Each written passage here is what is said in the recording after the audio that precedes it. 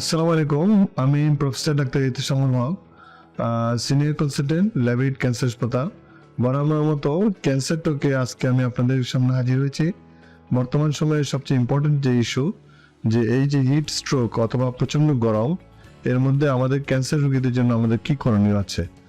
তো প্রথমে আমি একটু বলি, আসলে গরমটাকে আমরা যদি এই হিট স্ট্রোক পর্যন্ত একটু নিয়ে যাই, তাহলে প্রথমে হচ্ছে একটা সাধারণ গরম, যেটা সাধারণত শীতকাল চলে গেলে গরমটা যখন শুরু হয় আমরা কিছু কিছু অনুভব করতে পারি যে আমাদের শীতের বস্ত্রগুলো বা শীতের কাপড় চোপড়, শীতের পরিবেশগুলো আমাদের চলে যায়। আমরা আস্তে আস্তে একটু ফ্যানটা ছাড়ি বা এসিটা একটু ছাড়ি, আমাদের একটু একটু গরম লাগে, আমরা এটা বুঝতে পারি। এটা হচ্ছে সাধারণ গরম। কিন্তু এরপরে গরমটা যখন 35 ডিগ্রি সেন্টিগ্রেডের উপরে উঠে যায় বাংলাদেশের মতো দেশে, তখন হয় কি, আমরা একটু গরমে কাজ করতে গেলে ক্লান্ত হয়ে যায়, পরিশ্রান্ত হই, কনফিউজড হই, আমাদের মাথা ব্যথা হয় এবং আমাদের কাজ করতে ভালো লাগে না। বা এই পর্যায়ে অনেক সময় আমাদের দেখা যাচ্ছে যে ঠিকমতো আমরা আমাদের অনুভূতিগুলোকে আমরা ঠিকমতো কাজে লাগাতে পারি না এই গরমের জন্য, এবং আমাদের শরীরে প্রচুর ঘাম হয় এবং মধ্যে মধ্যে ঘাম বেরোয় শরীরটা ঠান্ডা হয়ে যায়। এইটা হচ্ছে আসলে হিট এক্সজুশন বলে আমরা একে। কিন্তু এরপরে বর্তমানে যেটা চলছে, যেটাকে হিট স্ট্রোক বলা হয়, এটা হচ্ছে আপনার এমন একটা অবস্থা যে কতগুলো আমি আগে বললাম, তার পাশাপাশি হঠাৎ করে শরীরের ঘামটা শুকিয়ে যাবে এবং শরীরের চামড়াটা লাল হয়ে যাবে এবং চামড়াটা গরম হয়ে যাবে, এবং আক্রান্ত ব্যক্তি হঠাৎ করে সে কিছুই বুঝতে পারবে না এবং একটা সময় সে মূর্ছা যাবে এবং ফিট হবে, এবং পরবর্তীতে যদি তাকে আমরা সঠিকভাবে অ্যাটেন্ড করতে না পারি তাহলে সে মারাও যেতে পারে। এটাকে হিট স্ট্রোক বলা হয়। তো আমি যদি সহজ করে দিই আমার দর্শকদের জন্য, সেটা হচ্ছে কিছু বুঝতে পারাটা হচ্ছে সাধারণ গরম, আর একটু কেমন জানি লাগছে কিছু বুঝি না গরম, এটা হচ্ছে হিট এক্সজস্টন। আর একটা পর্যায়ে গেলে আমি কিছুই বুঝতে পারবো না যে আসলে কি হচ্ছে, এটা হচ্ছে হিট স্ট্রোক। সুতরাং এই যে পর্যায়গুলো, এগুলো আমাদেরকে বুঝতে হবে। আমরা যদি এগুলো না বুঝি তাহলে আমরা হিট স্ট্রোক বুঝবো না। তো আমাদের ক্যান্সার রোগী, বিশেষ করে যারা অ্যাক্টিভ ক্যান্সারে আক্রান্ত এবং এই মুহূর্তে যাদের কেমোথেরাপি, রেডিওথেরাপি, অপারেশনস অথবা ক্যান্সারের জন্য টার্গেটেড ইমিউনোথেরাপি চলছে, তাদের মানে কি নর্মালি এইসব চিকিৎসার কারণে তারা অনেক সময় কনফিউজ থাকেন, অনেক সময় তাদের একটু খারাপ লাগে, অনেক সময় তাদের একটু গরম লাগে, অনেক সময় তাদের শরীরে চুলকায়, শরীর লাল হয়, বিভিন্ন রকমের অস্বস্তি দেখা যেতে পারে। কিন্তু আপনাকে বুঝতে হবে ওভারল্যাপিং সিচুয়েশনটা, যে কোনটা তার অসুখ বা ওষুধের চিকিৎসার জন্য হচ্ছে আর কোনটা গরমের জন্য হচ্ছে। এই ওভারল্যাপিংটা বোঝাটা হচ্ছে ইম্পর্টেন্ট।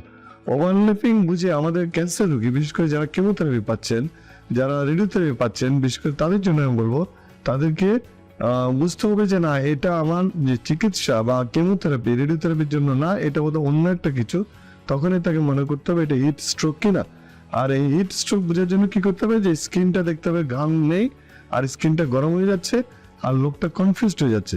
সুতরাং তাকে দ্রুত ডাক্তারের কাছে চলে আসতে হবে, এবং ডাক্তার যেটা করবেন, যে চেষ্টা করবেন যে তার এটা কি হিট স্ট্রোক নাকি তার ট্রিটমেন্ট অথবা ডিজিজ রিলেটেড কোনো কন্ডিশন, এটা আইডেন্টিফাই করে অ্যাকর্ডিংলি ডাক্তার ব্যবস্থা নেবেন।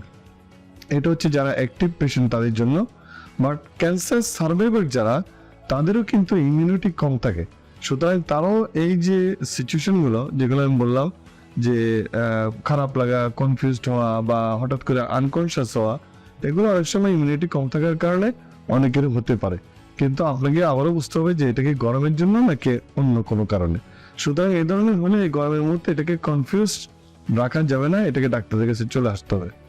পরবর্তীতে যারা নিউলি ক্যান্সার ডিটেক্টেড হবে, তাদের জন্য আমার টিপস থাকবে, তাদেরকেও বুঝতে হবে যে তাদের নতুন যে একটা রোগ তাদের শরীরের মধ্যে আসছে বলে ডাক্তাররা ধারণা করছেন বা পরীক্ষা নিরীক্ষার দ্বারা প্রমাণিত হচ্ছে, এটার পাশাপাশি তাদের রোগজনিত সমস্যার পাশাপাশি গরমজনিত কোনো সমস্যা হচ্ছে কিনা এটা বুঝতে হবে এবং অ্যাকর্ডিংলি ডাক্তারদের কাছে আসতে হবে।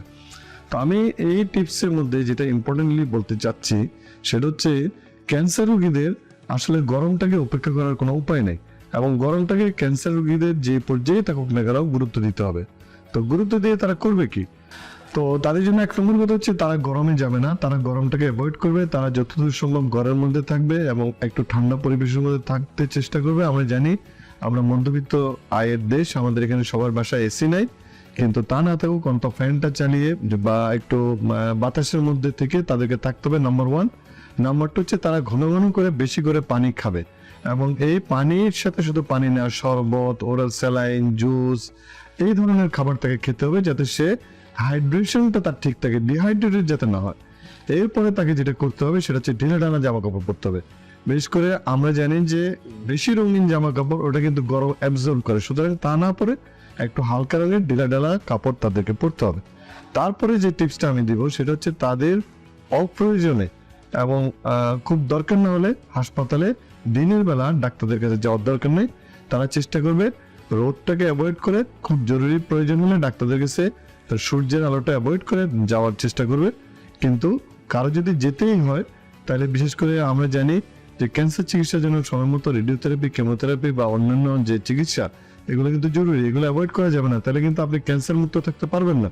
সুতরাং তাদেরকে ওই যে গরমটা অ্যাভয়েড করে তার চিকিৎসার যে ফেসিলিটিস এটাকে তাকে অ্যাবিল করতে হবে। সুতরাং এই হচ্ছে একটা টিপস আমি দিব।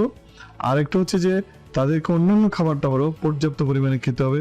বিশেষ করে তাদের যদি কখনো লুজ মোশন হয়, বমি হয়, তারা কিন্তু তাদের হাইড্রেশনটা যাতে ঠিক থাকে এটা খেয়াল করবে। কারণ আমরা জানি আসলে গরমে যেটা হয় সেটা হচ্ছে অতিরিক্ত ঘাম বেড়ে যায় যেন শরীরে পানি শূন্যতা ডেভেলপ করে এবং ইলেকট্রোলাইট ইমব্যালেন্স হয়, এবং পানি শূন্যতা এবং ইলেকট্রোলাইসের জন্যই কিন্তু হিট স্ট্রোকের কমপ্লিকেশনগুলো ডেভেলপ করে। সুতরাং এই জিনিসগুলো তাদেরকে অ্যাভয়েড করতে হবে।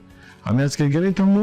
আমি আশা করবো যে আমাদের ক্যান্সার রোগীরা এই গরমে তাদের নিয়ম কানুনগুলো মেনে তারা সুস্থ থাকবেন এবং তাদের ক্যান্সার চিকিৎসাটাকে তারা সঠিকভাবে চালিয়ে যাবেন। সবাইকে ধন্যবাদ।